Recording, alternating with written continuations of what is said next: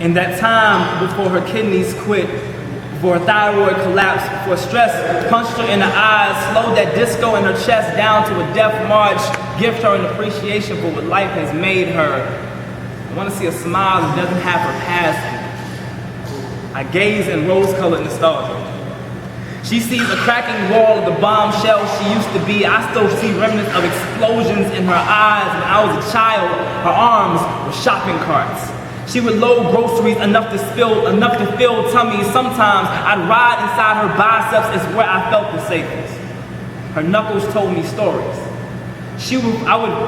I would fall asleep thumbing through pages of scuffles that she did not want to mention. Read a few footprints on her neck and there was blood on her teeth. There was blood on her teeth. Half beauty, half beast, all bite. My mother never barked. Barking is an empty threat, she told me, and it implies that you are a bitch. Not this elegant seamstress who discovered the chic and draping uncertainties. 5 feet 9 inches of fuck you, I'm fierce, disguised everything she didn't want noticed, needled her worn emotions into steel garments to protect herself from men like her father, womanizers, alcoholics, and males with spines like thread. The fabric of time showed her disdain. She wove morals into everything she made my brother and me. I watched her cut a lot of people loose to stay stitched to her resentment, made her a glowing crimson sienna. My mother was the most beautiful shade of bitter. She is older. It is a rust color now. She walks to the mailbox like she won't make it back.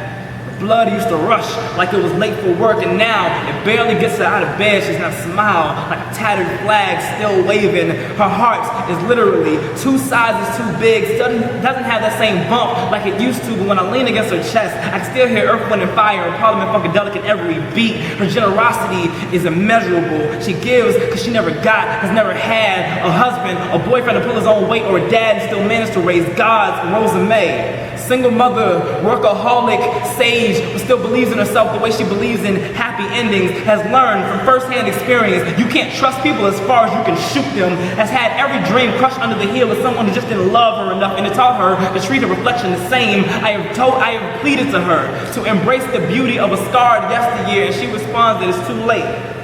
The echoes of worthless have rang throughout her conscience for too long. She is what happens when perfection gets dragged through the mud. My mother was more woman than any man was ready for, and more man than any of the ones that came in and out her life.